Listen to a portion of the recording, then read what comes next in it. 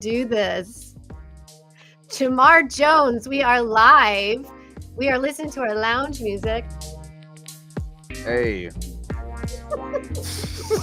that's what I'm talking about. I need like a latte. What happened? My screen just got real big and I don't know why. You see that on your end? This is going really well so far. No.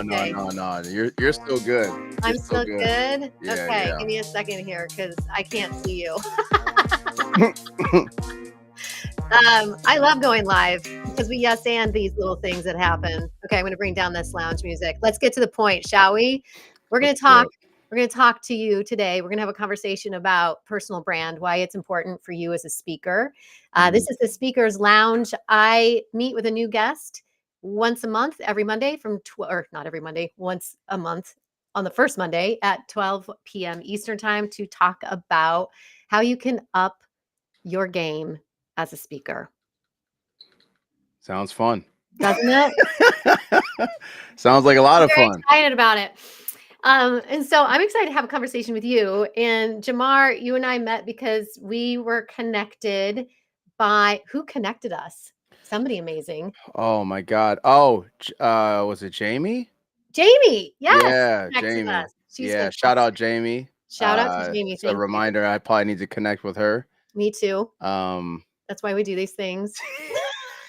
Yeah, I probably need to do that. So we're gonna talk today. Well, we met. You did a retreat for your community here in New York City. Yeah, and it was fun. And I found that we have this one thing in similar, which is that we like to create experiences with the people that we work with, intentional experiences where it's you did a billboard in Times Square for everybody. You had different guest speakers. You really tried to offer a lot of value for that retreat, and it was in New York City, so there was a lot to do. So talk to me a little bit about Foureva Media and your mission, and we'll get started on this conversation for how to elevate your brand. Yeah, well, thank you, Meredith, for having me on here, first of all, and introducing me to your peeps. So Foureva Media, really at the core, it's brand and business advisory, is what we focus on. So it's about leveling up your brand as an entrepreneur. And typically we work with like 6 and 7 figure entrepreneurs, growing their personal brands or their company brands, but also the business side of it. So we've really been honing in on creating offers also, because a lot of people are great at what they do and the skill set and what they offer to the world, but they're terrible at packaging it. And then they struggle when it comes down to, hey, I keep pitching myself out here and I'm not getting as many gigs as I would like, or I'm not getting as many clients as I would like. And they're terrible at packaging what they, their uniqueness, and what they offer to the world. So we help people grow those brands and businesses, and been doing it for 10 years now, which is crazy. To say the least. And also we host experiences. So we bring people together, like you said, done some large conferences, retreats, get-togethers. I think this year we're just going to be focused on just bringing people together. Life is so busy. And I think just bringing people together, we don't need giant agendas. I think just bringing people together and, just magic happens when you change your circle. Oh, I agree 100% about that. And so let's back up just a little bit. Tell me, what do you feel like when it comes to personal brands and you find these individuals who are brilliant, and you talk about their messaging and it not being clear? Can you give us an example of like, what do you feel is like the number one problem that they have when they come to you? Oh man, scattered. Okay. Scattered. Everything is all over the place, scattered. They want to do everything for everybody, and it just doesn't work that way. They're not very clear in who they serve. They're not very clear in their own brand and their own like what is their talk about or what is their business about. They also have a lot of stuff all over the place and have never really thought of like, okay, what is it going to take for me? Let's say for just a speaker, Yeah. since this is the speakers lounge, we got to be talking about speakers. So for speakers, like, what is it actually going to take for me to stop charging 1,000? And how do I get to 3,000 a speech? How do I get from 3,000 to 5,000? How do I get from 5,000 to 10,000 and beyond that? What does it actually take? Or am I just running around just speaking and I'm not really thinking about how to get to the next level? I'm just doing what I do and hopefully that it's all going to work out. That's the main thing, is that it's the scatteredness, and they need direction and they need clarification in their story and their message. Beautiful. So what do you think is one action step people can start taking besides hiring you? That would be the first step. That'd be the first one.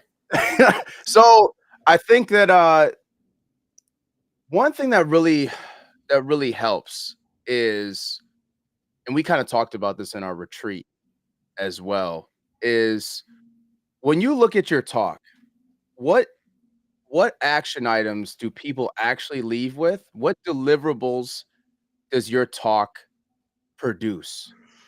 Not just that you're really good on stage, not that you have, X amount of years experience in your field or industry, but what do people really walk away with? Mhm. And what do they really learn? And then asking yourself, would you hire that person if they actually delivered those things? Uh, Right. because I think far too many times people just wanna get booked, and they don't realize that the companies that are hiring you for a reason. Right. Right. Like, Right. they wanna change something within their organization. They want to change their leadership or the way on how the teams interact, or they want to grow their sales. They wanna grow their marketing. They want, to figure out how to gel better as a team. They wanna figure out how to be more diverse, or they wanna, like, there's so many different avenues, Mhm. but you have to solve a problem Mhm. when you're going Mhm. in there. So the first step is, what problem do you actually solve?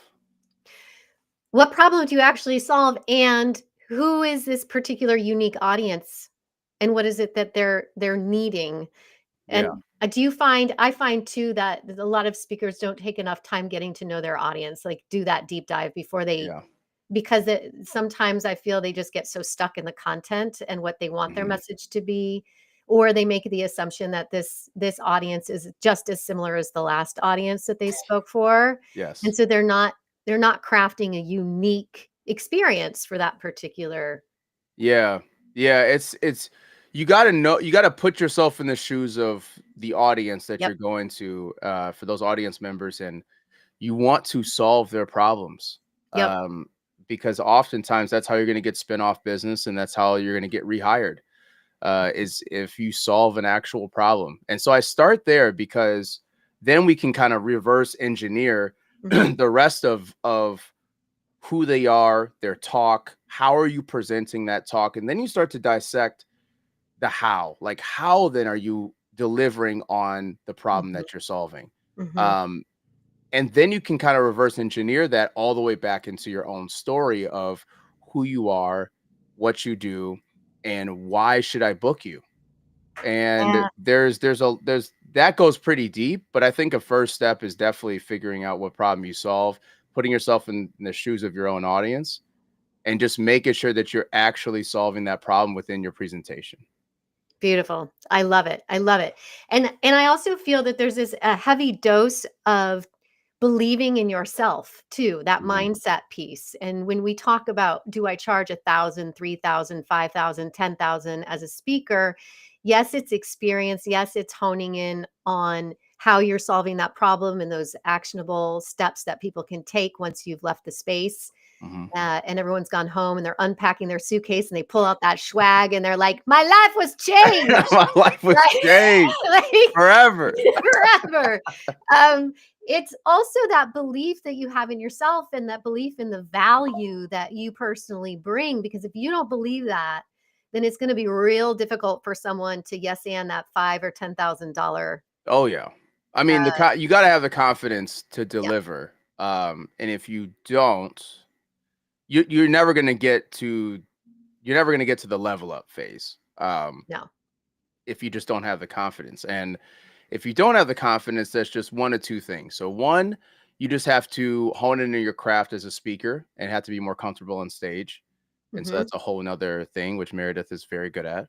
To get Thank you you. comfortable on stage.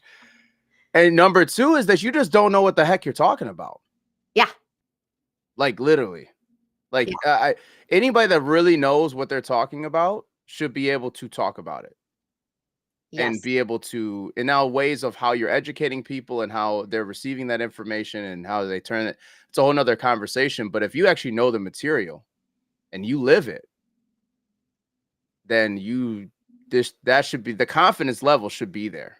If you don't, then you need to change. And that's actually a great point. Actually, want to talk about this really quick, is that speakers oftentimes talk on too many topics. Yes, I would agree. Way too many topics. They just start throwing out left, right, and center. I know a little bit there, a little bit there, a little bit there.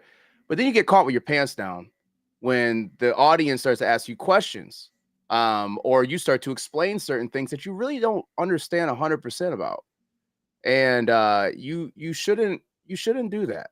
I Um, Yeah, I would agree. yeah, you can get away. I mean, you can get away with it for a little bit, but if you really want to hone in and be a consistently booked paid speaker, you need to lock in. Lock You in. got to lock Look, in. I always say to people, if all your tech went out and you had no, teleprompter or confidence monitor there in front of you, would you be able to just speak to your audience about your topic without Yeah. freaking out? That's a good test. That's Right? a good And test. if the answer is yes, then you're good. You're good. Yeah. Okay, we have a question 100. here from Christopher. Christopher Wagner, thank you for being here. What is the best and worst thing someone can do in building their personal brand? The best and worst thing. Um, I mean, the best thing is to hone in on your story and who you are, and dive deep into the uniqueness, the unique factor about you, and don't run away and try to, I guess the worst thing is that you could do is copy somebody. Yeah, Just too many copycats around here. Way there too are. many copycats when we're all uniquely individual, and we need to hone in on that and just keep just showing who we really are, what our interests are, what we like, what we dislike, and just share those things and be just organic about it, be natural.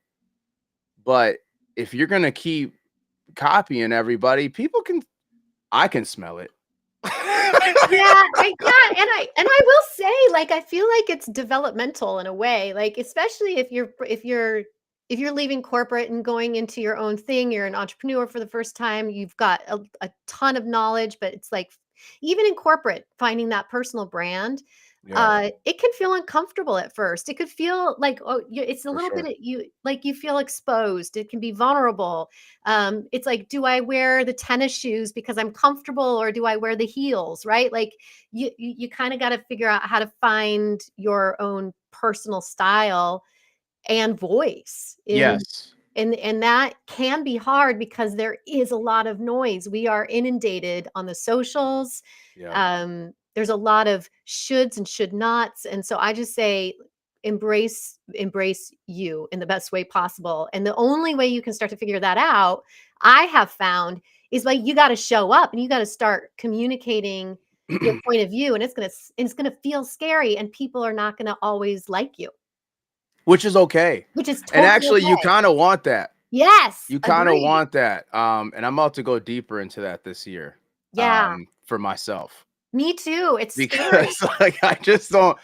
You don't need to be liked by everybody, because it's kind of like in sales, right? So in Mhm. sales, you have a product or a service and you want to sell it to another individual, but you don't want everybody to buy your product, because not everybody is the right client or the right customer, Yeah, because they may buy your product or service and they don't value it, or maybe they misuse it. Maybe they are a needy client, and they're in a couple, or maybe they just can't afford your services yep. or afford the product. You don't want somebody with no money buying a Benz. You know, you don't want that. That's not a good customer. That's not a good client, because you're going to be chasing that man for the rest of your life. And we don't want to be doing the chasing. We don't want to be doing the No. chasing. So it's the same thing with our brands. We Yep. don't want to appeal to everybody. We want the people that are going to know, like, and trust us and accept us for who we are and go deeper into that. So we don't want everybody. Oh, and that goes back to that confidence piece again. It's like you've got to be confident enough in your brand. You got to be confident enough in your services and what value you bring to where you can say, you can tell people no. Yes. You get to shop your clients, right? Exactly. You're in control. You are in control. Okay, we have a few more comments here. So we have Damien. He commented on he had the exact situation last week when doing an intro at a user group. Thankfully, he knew his audience as a speaker. Oh, we have a question about how to overcome the freeze during public speaking. I want to hear from you first, my guest, and then I have a couple of things too. Do you have anything? Yeah. Okay. I just talked about this last Friday to a group of youth, and they had a capstone project that they're about to deliver and present on. And so freezing. Okay. How to uncover freezing public speaking, even though you're not frightened. So the freezing happens for a number of reasons. One is anxiety. So maybe you're not frightened, but the anxiety of just talking to a group of people. So if you're freezing, one, you're not practicing enough. So you just need to get in front of the mirror, put some teddy bears or a dog or a cat, or just get us something and just practice. You need to go out there and practice. I say this all the time. Athletes at the highest level are still practicing, watching film, watching tape, looking back at games that they just played. They're still in the gym. They're running the same sets and the same plays over and over again and getting paid millions to do it. And they're still practicing. What makes you any different? Why are you not practicing? Why are you not putting in the reps? So you got to put in the reps, to get out there. And then second, as far as the frightened feeling, is you got to have a little self-love for yourself. And just know that whatever you think the people are thinking about you in the crowd, they're not. They don't care. They don't care as much. We value other people's opinions so much that we get in our own heads about things. And when we're trying to then deliver, we're like, oh my God, what's this person thinking? What are they thinking? What are they going to think about me? What am I wearing?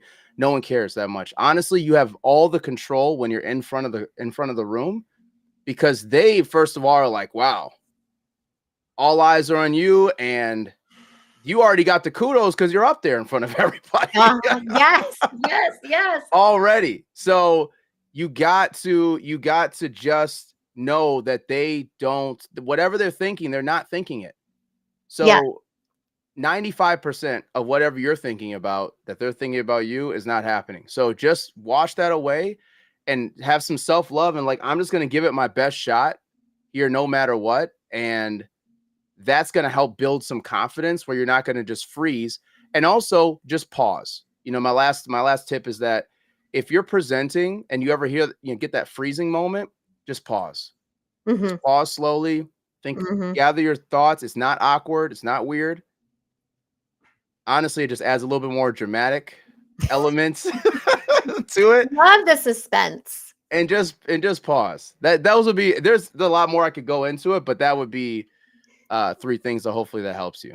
I love it. Yeah. And sometimes even when we are well practiced, we can freeze. Like, I can't tell you when I was acting, we would rehearse the heck out of those things. I'd get on stage and I'd be in the middle of a monologue in front of an audience and I'd be like, oh, where the fuck am I?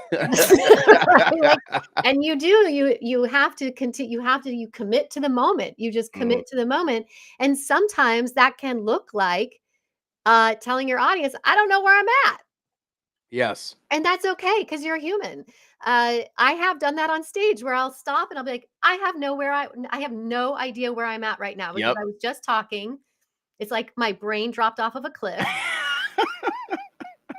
And so I will grab a glass of water or I'll connect with an audience member, but it's really lovely when your audience can be on your side as well. So rally them in. Joseph, thank you for the kind comment about people not who doesn't like Meredith, I thank you. I love you.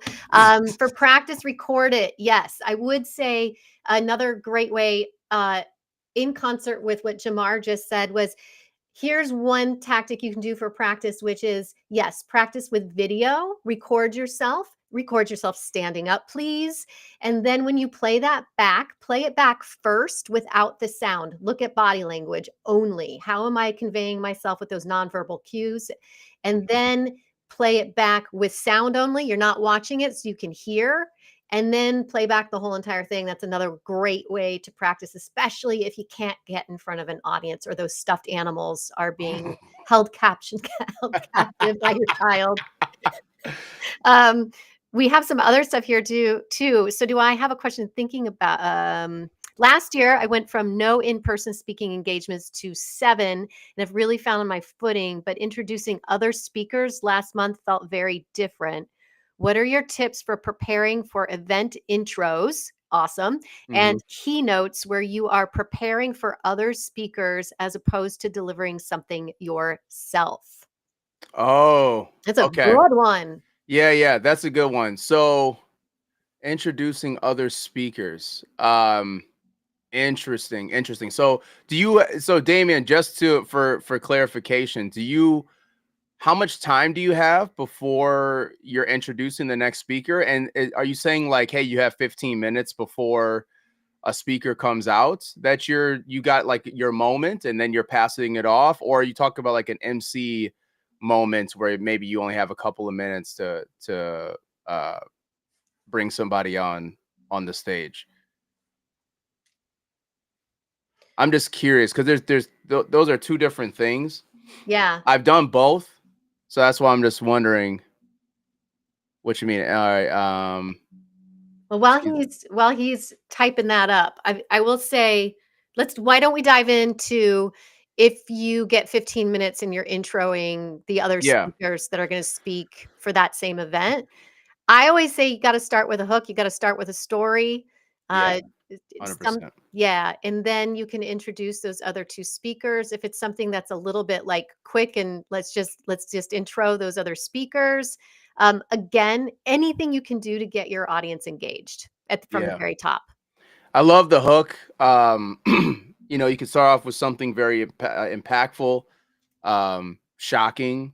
Start off with something funny. Hmm. You have to do something to grab the audience immediately, Yep. and then you need to have a little bit of some meat in the middle. So, like, what is the learning lesson? And then you need to have a send off. So you need to have something that really ties it in a bow, and it's also a good handoff to the next person that you're also kind of queuing them up. So you could even use a couple of sentences at the very end to just pass that off to the next Mhm. speaker. Now, I don't know if you're presenting them or if you're getting off stage and then and they're just another person coming up. But I remember when I did BMW. So I spoke for BMW. And so it was very strange because we only had a couple of minutes to basically pitch ourselves for you to come into our breakout room. And it was speaker after speaker after speaker. Now, I went first. And I'm so glad I didn't go after Precious Williams because nobody wants to No do one that. wants to go after Precious Nobody Williams. wants to do that. Nobody. No, I I even love told her, I her. said, I love Lord, her. please Oh my let me god. be before you. First of all, follow myself and Jamar here on LinkedIn, and then you got to go follow Precious Williams. Nobody wants that. Um, but I just went up there and I first started with a hook. Oh, crowd interaction.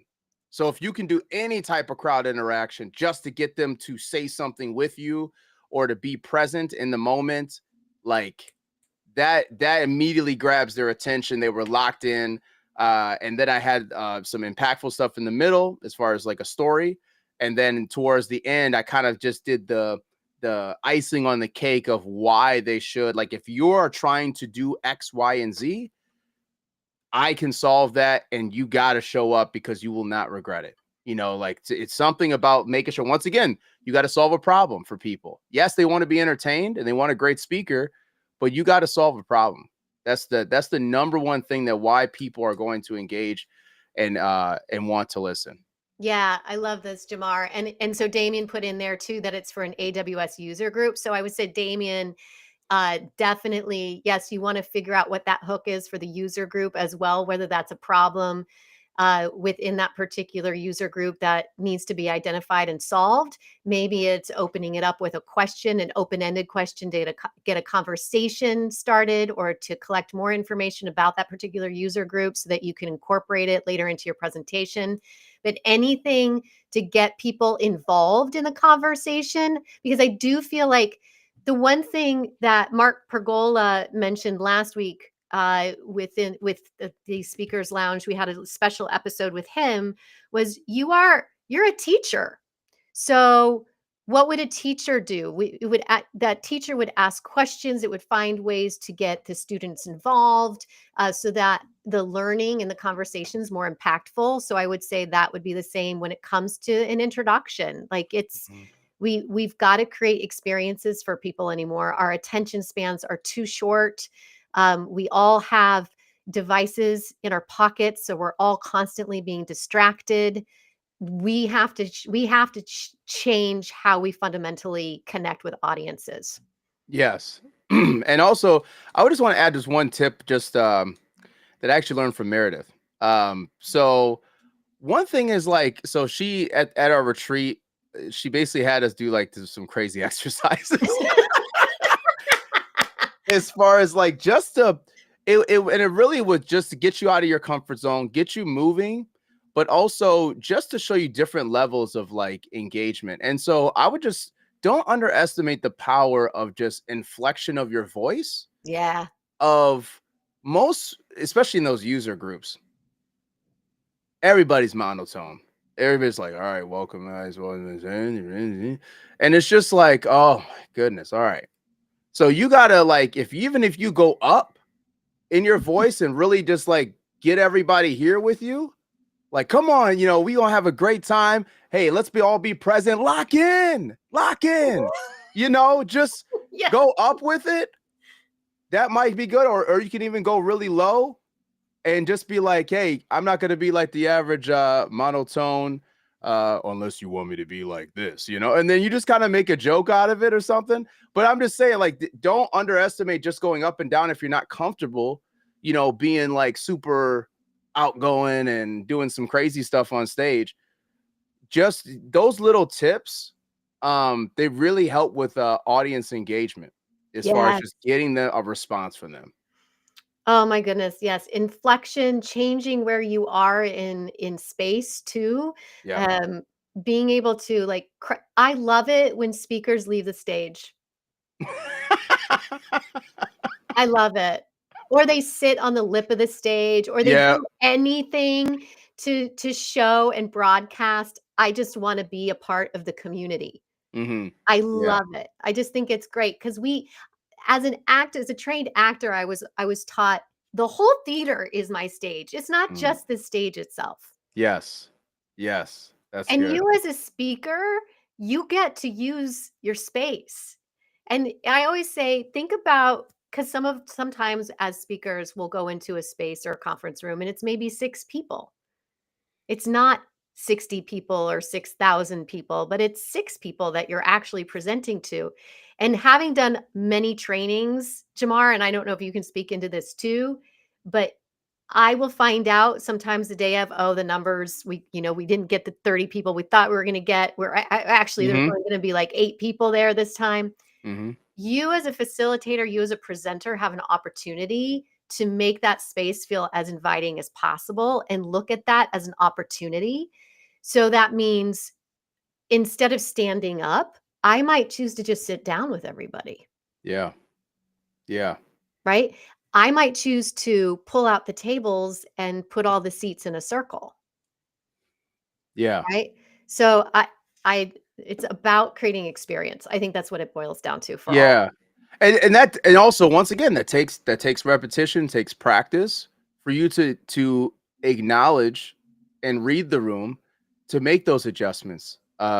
I know when the nerves hit you, if you're just new and you have that opportunity presented to you, you might not have the forethought to be like, okay, let me just rearrange these chairs and do this stuff, but that comes with the reps. Yep. So you guys, you gotta like actually get out there and do some stuff, speak for free, go out there. Like if you're just starting, get out there and get some reps. I always relate everything to sports for the most part, because it's just such a very relatable thing. But like, how many shots has Steph Curry shot just in the park? Just going out, pickup games. I mean, man, that guy has shot the ball probably well over, I don't know, 500 million times. For him just to make, 12 shots, 12 3-pointers in a game, and everybody's like, yo, that's so many.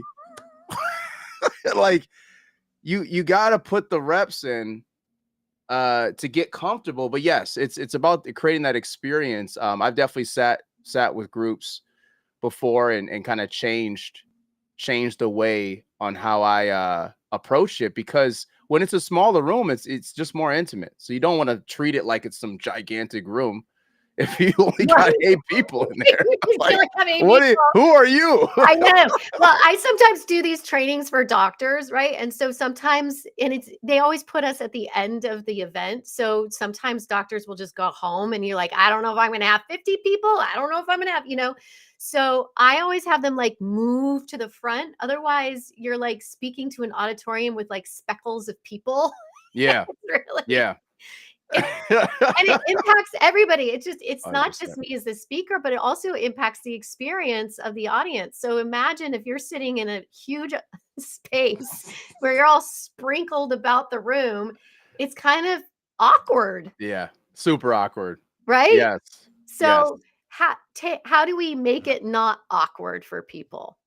How do we If you're like the host of your own party. If I was going to host a party at my house, I would have music playing, I would have a cocktail in your hand, I would invite you in warmly, I would offer you some food. Like, I want you to feel great. So think about when am I coming through, Meredith? Yeah.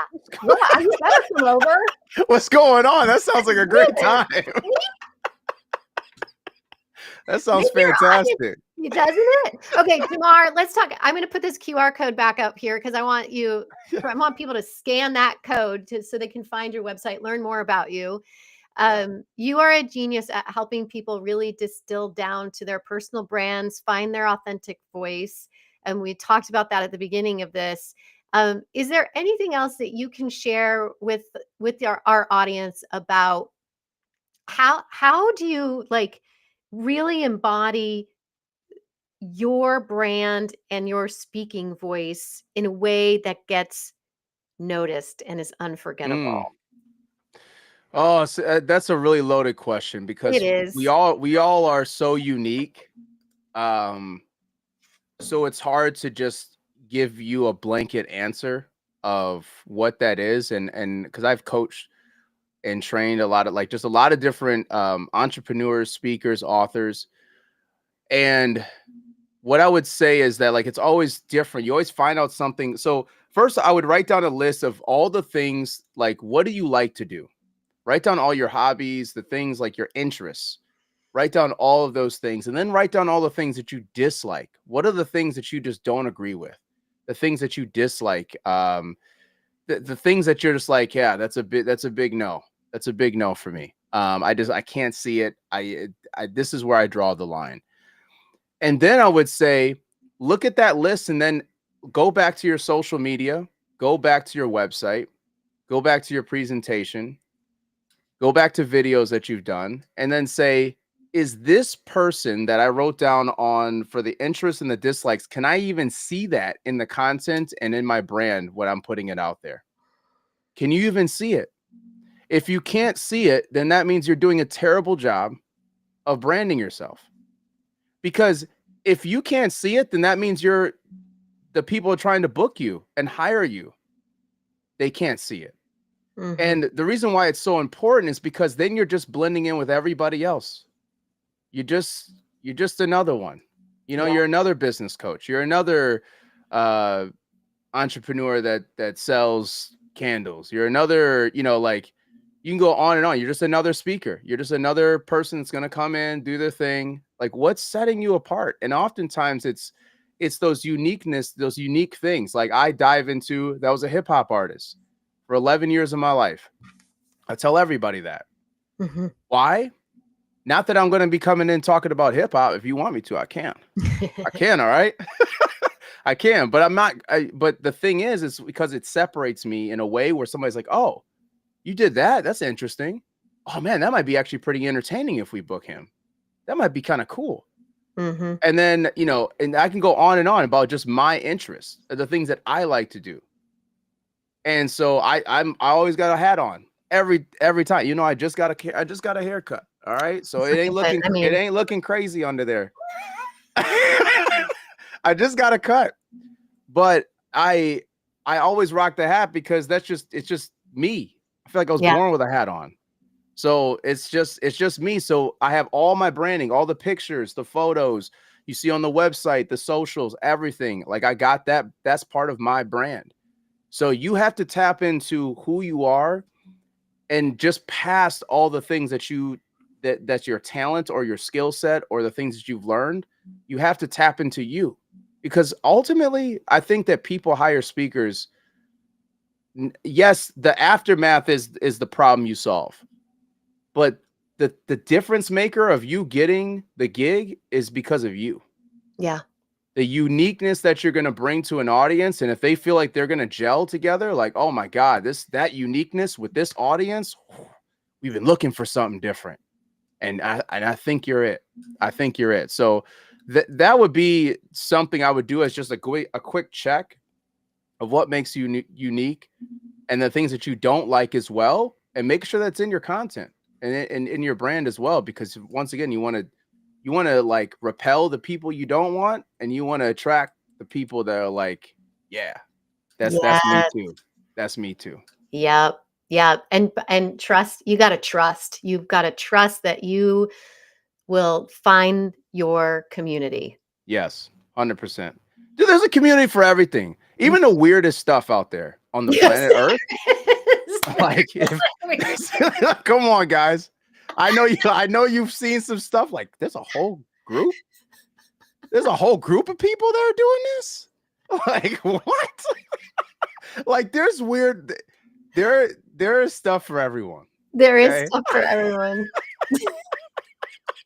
I feel like I just saw one of those weird communities the other day, and I like on TikTok or something, and I can't I don't know.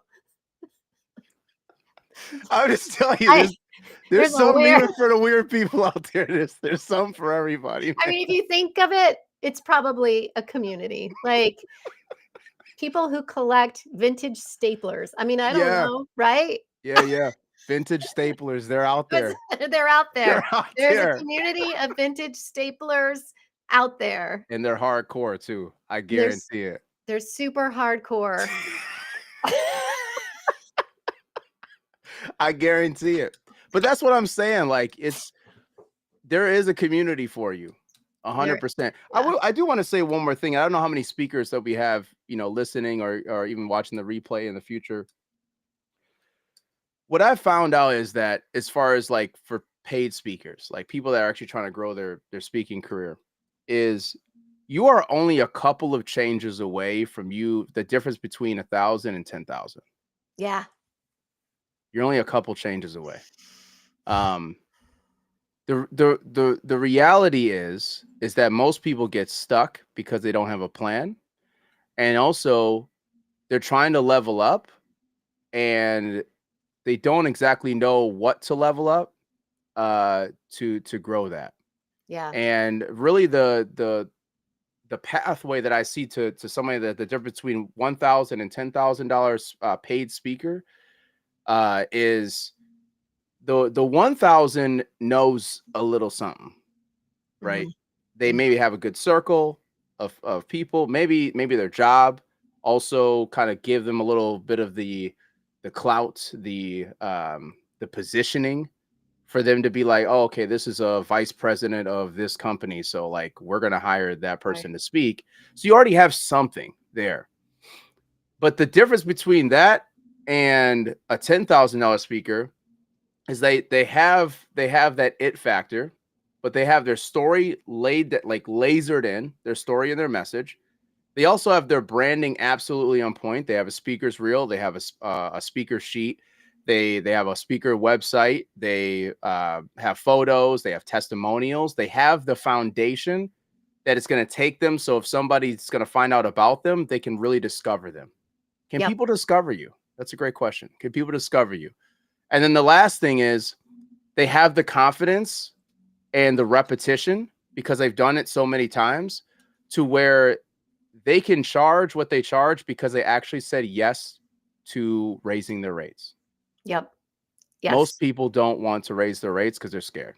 Yes. I always say raise your rates to where you feel uncomfortable. Yeah. Because you Yep. never know. Because you never know. Someone could say yes to it. Jamar, I love that. I'm going to give some steps for people to be thinking about to get to those places that you were talking about. At the beginning, you said speak for free. If you're new at speaking, I say, yes, tell everybody that you want to speak, all of those network groups that you belong to, the BNIs, the chamber groups, whatever, speak, offer yourself as a speaker. Always, always, if you can, get a recording. Maybe that's a concession if you're not going to get paid. So that's a video recording, or bring along your partner and have them record you, or have a friend or somebody in the audience record you on video. Get photos, get brand shots done, but constantly be connecting stuff for archive. Get those testimonials. Say, okay, I'll speak for free, but I'm going to get a test. Can I get 2 testimonials from you? Can I get a referral from you?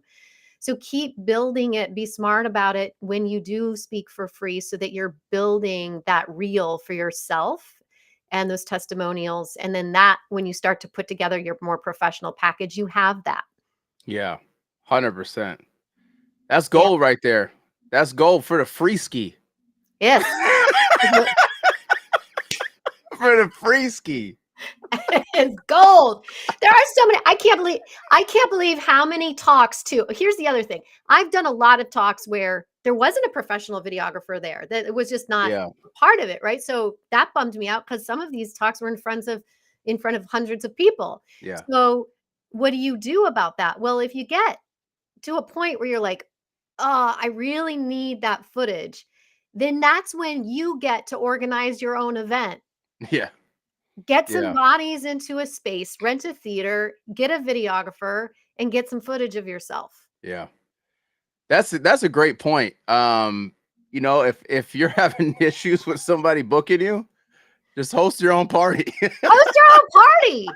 Host I your own mean, party. Why not? Invest in yourself, get some people together, yep, and hey, you can get some photos and video of you on stage by doing that's great advice. yeah, That's fantastic advice. And yeah, a lot of people just they throw up so many different excuses of why they can't do something. yep, But there's the answer is really you got to look inward before you look outward. You know, a yes, lot of that stuff you got to look inward. And so like that is a perfect example of just put on your own event. If no one wants to book you, have you heard the saying like, "Oh man, there's no seat at this table. Get your own table." get your own dang table. I mean, that was the one thing I learned being a theater artist for many years was like, I'm not going to wait around for somebody to cast me. When things were slow, I was constantly Mm, putting on shows or putting together improv shows or a mm, theater event or producing with somebody else, because that's often too how people get found. We yeah, talk about like, are you going to be found? Well, who knows who shows up to that if you invite people from the public? yeah. You have no clue. You have no idea. You have And no you can clue. actually be a little bit more strategic too. You Hmm. can invite like I casting people. Well, you wouldn't want to, casting people, but people who managers or bureaus. Yeah, 100%. You know, I think we had talked about this, but I just feel like because you were in theater and part of casting calls and all this, like I just think that people that come from the entertainment space are just Mhm. a little more scrappy. We're very scrappy. That's We're just that very scrappy. because like you know I'll coach people like executives that are trying to grow their thought leadership or presence and things like of that nature. And uh you know everything is kind of like it's like this big thing, Yeah. and it's like all we got to do is this, and it's like, oh man, why didn't I even think about it like that? I think we just got a scrappy mindset, just entertainment. Like you got to be scrappy. You gotta you be know? scrappy. You gotta be constantly thinking about how you can improve yourself and get yourself out there. Yeah. Yeah. So I think it's just a framework of how our minds work within the entertainment space. That's why, when you get entertainment type people in your circle, I think it's really good. Yeah, It just helps you be a little more creative and the approach of how you're doing things. yeah, yeah. And there's so many more resources out there now to where you can put things together pretty easily. If you can make Yeah. a restaurant reservation and Exactly. you can book yourself an Airbnb, Yep. you're halfway there, You're halfway there. 100%. right? 100%. Yeah, yeah. Yo, that's fantastic. Like there's so many different ways to do it, but people just need to see you in front of an audience. Yep, It doesn't have to be super large. Um, and they have to know like know that you actually know what you're talking about. yep, exactly. So that's why people need video. They need photos of you actually doing what you say you want to do. Yep, Because if you don't got none of that, but you're trying to say, "Oh, I have $5,000 to speak," really, yeah, really, but we haven't seen nothing. yep, Like you can't charge. I mean, you can, but you're probably not going to get booked. But I mean, if you want to charge $5,000 and don't have any type of like just no proof, no social proof of anything, it's just going to be a really hard battle for you. yeah, yeah. Which also get out there and one way you can start to develop your brand voice, and please speak into this more, Jamar, Hmm. is start doing social media, like do videos, do LinkedIn lives, do YouTube, get into audio rooms. Do those still exist? I don't even know. Uh, I don't know. I haven't been I don't invited know. to any. I haven't either. Long gone are the days of Clubhouse. And get guest on podcasts, like you, or Yeah. start your own podcast. But the more you speak, especially about the things that you are so brilliant at, Hmm. the quicker you're going to figure out your unique voice in all of the voices. 100%. 100%. It actually reminds me. So you introduced me to Alfonso. Yes. Um, Yeah. Great guy, We powerful love story. Alfonso. So towards the end of our one of our last sessions that we had, I kind of just gave him the game for social media. And Mhm. what's crazy is this guy took what I said to heart. He has been posting almost every day. Um, and it's like slowly growing on social media. Let me see. Oh, he has one new post already. He's on podcast, dude. This guy's everywhere now. The Yep. heck? Yep. Um, but I said, dude, some people need to hear your story, and he's trying to get his story out there. I said, dude, you gotta just post, just post on social media. Like just tell people a little snippet or a Yep. story, or even a small segment of a story every single day. You got to get the repetition of just turning on the camera and getting out this content, getting out your message out there, because you might not be getting thousands of views, but somebody's watching, Somebody's right? watching. Yep. Somebody's watching. I mean, I know certain speakers that they don't even have really an audience on social, and they're getting paid to speak because Yep. the right people are watching their stuff. And that's just the repetition of that is just so important, because you want to get your body in the habit of constantly speaking. Yep. Don't just be going for game time and don't have any, once again, reps, practice. Like you need to constantly be doing it so you don't be looking crazy and rusty up there. When you actually do get an opportunity, like, oh man, I really blew that one. I was stumbling all over the place. I didn't have my stuff together. It's because you're not really doing it. Yeah, it's like what you keep saying, you gotta put in the reps. Yeah, You you just got to put in put the in the reps, reps. and you never know what's gonna come of it either. Like, I've had some amazing opportunities come from showing up and just doing, Yes. some random video that I was, like, and Yeah. sometimes it's like the random video that I was, like, totally convinced was not gonna connect with anybody, did, Yeah.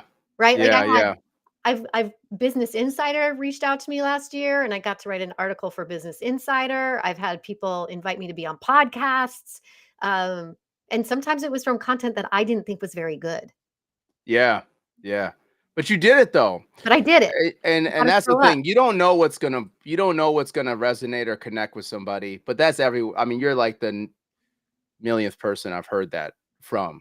Yeah. The thing that you spend the most time to try to like put it all together and polish and Those you know all that stuff, and then it's like, oh, dude, this didn't even go. But the one thing that you just posted just randomly and didn't even think about it, like, yo, why is so many? Why Oh is my that god. blowing up right now? I know, I remember I posted this thing, I was sitting on my bed, my hair looked like hell, it was, like, during the pandemic, and I did this, like, video really nonchalantly about how not to start a presentation, and I'm sitting there eating pizza and watching a movie with my family, and my phone literally was, like, blowing up, and I was like, "Oh my god, what is happening?" And I got over 1,000,000 views on that stupid thing. Nice. It was pretty incredible. I was like, "I'm Nice. living the dream. I've arrived." That's incredible. See, but It it's just about doing it though. it You is. just you It kept really, really doing is. it and doing it and doing it like, and so it's not I oftentimes like companies or people are trying to, go viral, or they're just trying to find that thing to have every video pop off. It just doesn't work that way. You just have to constantly be consistent, and just keep doing it. Keep knocking on the door. Eventually it's going to open. That's there is no I know people will try to tell you there's somewhat a format to how to have your video content or your social media content do better. There definitely is like some foundational stuff. But I what beats all is consistency and repetition. It's just keep doing it over and over again. Keep That doing would it. beat that one all day. There's some like I forgot some Harvard thing. I forgot what it was, but somebody did a test where it was like um people put out like a video every like a polished overproduced video like once a week versus somebody just taking their phone and just doing like 3 videos a day or something like that, and it Mhm, was just like really just sporadic and just whatever's on the top of their head, and it was very uncut type stuff, mhm, and the uncut stuff won at the end of like the challenge. I think they did it for like I think it was like 3 months they did mhm, this for, mhm, and I mean some of the polished stuff did okay, but mhm. not even close to just the uncut, just throwing it out there. Do you think Mm. people are just tired of the overly polished? Yeah. Oh yeah, yeah. Yeah. 100%. Yeah, yeah. I think they're totally I mean, I'm definitely like I'm burnt out over the polished stuff. I'm burnt out. Yeah, I think there's this intersection, at least this is my feeling, that we're at this intersection of I'm burnt out on the polished stuff, but now I'm noticing that the more raw, like, kind of, like, off the cuff footage is now turning into, like, TikTok shop, I feel like has kind of ruined that for creators a little bit, Mm. because now I'm like, "Okay, you're off the cuff and raw, but you're also pitching me a product." Yeah, Right? 100%. Yeah. Like, Yep. Yep, yep. so I feel I'm feeling my bumpers come back up again, but Yeah. but when I Good point. see but when I Mm. see though, like, if it's an entrepreneur who isn't sponsored, um, I'm I do still appreciate those, but I feel like there's a balance that we've all gotta be doing. One is you just gotta show up, and then the second one is I think it's not giving a shit, Jamar, Yeah. about what your Seriously. it's really about not giving a shit about what your audience thinks about you, as long as you believe in what it is that you're sharing. It's so hard to do that too, It Meredith. I mean, really is. it is. I mean, that's what I was saying. Like, that's why I'm about to like I've taken a little bit of a social media break Yeah. for the past couple months, just been going through my own kind of Mhm. mental state of doing I've been grinding for 10 years, like Yeah. just going in. And I felt myself like I just needed to pump the brakes a little bit. And so that's why it's okay, guys, to if you're going like into hyperdrive like I was, it's okay to pump the brakes every once in a while. But like I really sat and thought about kind of what I want my content to represent. Um and that's kind of what I'm leaning into now is going to be like a lot of this, like just not caring. I'm also trying to bring more human, like I'm trying Mhm. to humanize business more. Mhm. Because I just feel like every time I go on social media, everybody's killing it. And it's Yep. just not the case. Yep. I'm talking with entrepreneurs, all different sizes of businesses, and they're going through some stuff. Yeah. Yeah. Yeah. Everybody's going through Yeah. some stuff, even if they're scaling or they're growing, like they're still going through some hard. So I just want to like have a mixture of humanized content Uh-huh. and not just everything is like I'm just killing it all the time, Yeah. because it's just not relatable. No, it's not. And it confuses the narrative. Yeah.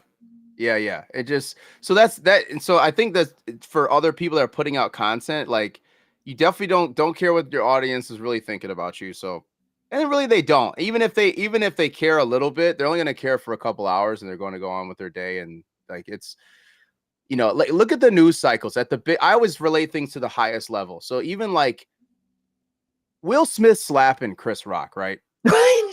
Okay. This Yes. dude is now being brought out to award shows. He's being on movies. Like he's fine. He did his apology. It was the talk of the internet for like a week, and then we all just moved on. And I remember somebody, who was it?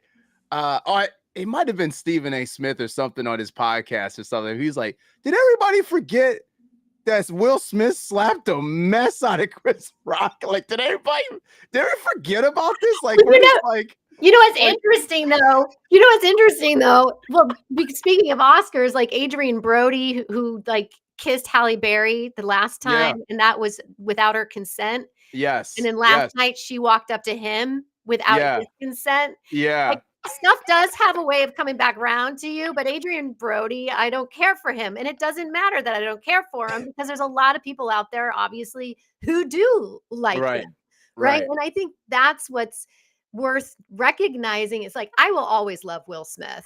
I'll love yeah. both of I them, like Will Smith. right? Yeah, yeah, It didn't change how I felt about him yeah, in that yeah, moment. I was like, well, there's some shit going on that I don't, you know what I mean? yeah. That I Like, don't fully I don't understand or really know about.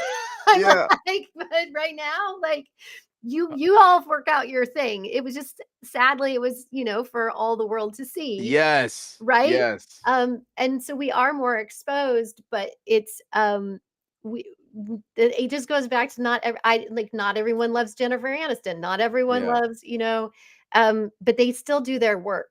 Yeah. They still show up and they still tell their stories. And so for us as the entrepreneurs who are putting ourselves boldly out there in these spaces, there will be people in your comments that don't like you. And you know what I Yeah. say? Thank them. Yeah. Thank Yeah. them. And it means you're doing something right. Yeah. If you're getting and especially and once again at the highest level of these celebrities and these people that have gigantic audiences, there no matter how good you try to be, there's always some haters out there no matter what. And it Yeah. just cracks me up to somebody being like they're thinking they got like 300 followers and they're like, man, what about like what kind of content should I post? I want to make sure that everybody likes me and blah blah blah. And I'm like, you got 300 followers, like just post. Like what are you thinking? What are you thinking all this stuff about? Yeah. It's like you don't need to have this PR strategy. Just post. Just post something. Yeah, just post something. Like you don't have enough people to even like worry about this right now. Yeah. Yeah. But there people get in their heads so much about this stuff. And I get it. I get it. You got your peers, you got your own circles and stuff. I get it. But at the end of the day, like it just doesn't matter. And also at the end of the day, I like if you have eyeballs on your business and on your brand, like it just beats everything.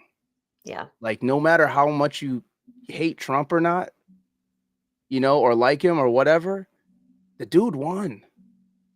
The dude won saying the most craziest stuff. I mean, doing the most craziest stuff. And he won. Because if you have the most eyeballs on you, you are at a competitive advantage. You just are. You just are. You could also have the most crappiest product and you still could sell crazy because you have eyeballs. You have those that attention on you. It's Um, currency. yeah, it's currency. Yeah, it's the attention economy. That's what we are, in the attention economy. 100%. Yeah, and so it's about 100%. currency. And yeah, so I when I'm hearing you, Jamar, saying to our listeners right now and those who are watching us is get out there. Stop Yeah. with the excuses. Yeah. You just have to, like, and so the only game plan you need is just, okay, I just need to post something every day. Yep. And what am I going to post? And obviously then if you hit a level of burnout, just take a second, gather yourself, and then go back at it. Yep. But trying to meticulously post something perfect once a week, it ain't gonna cut it nowadays. No. Like, it's just not. That's not gonna work. So you have to just be consistent. Just post something, and get some eyeballs on you. Get some attention, so you can get some leads, so you can get some traction going on your business, and so you can get booked, and then you can continue to grow. Because at the end of the day, you need attention. Yeah, 100%. And I have to stop saying 100%. This is the second I say it like it's my filler word. I just had to point that out because I want everyone watching right now, including you, Jamar, to hold me accountable. All right. So what I'm encouraging people to do is use what's in front of you. If you're one of those people that's like, I don't have enough content to post, yes, you do. Yes, you do. If you Yeah, are doing your job tons. every day and you're meeting with clients or you're having conversations or you have a thought or an opinion about something, that that is information that can be posted. That is information that is like directly in front of you. So Hmm. Hmm. don't overthink, have fun, get in front of the camera. Jamar, this has been an amazing conversation. Yeah, I had Thank you. fun. I Thank had you fun. for doing this. I'm going to, for one more time, I'm going to put your QR code out here. So if you're watching, please scan this. Please go to Jamar's website, check him out because he has so many beautiful nuggets of wisdom that he can share with you. He's an incredible human. I'm so glad that I Thank know you. you. And so Thank you. let's keep supporting each other and lifting each other up. And if you need any support in either of these topics that we covered today, which was kind of quite a few, from public speaking, your personal brand, to getting on social media, please reach out to myself up in that left hand corner. You can scan my QR code or follow myself and Jamar here on LinkedIn. And thank you for being here. We'll be here again next month on Monday, 12 p.m. Eastern Time for the Speakers Lounge so that you can continue growing and becoming that unforgettable speaker. All right. Take care. Peace.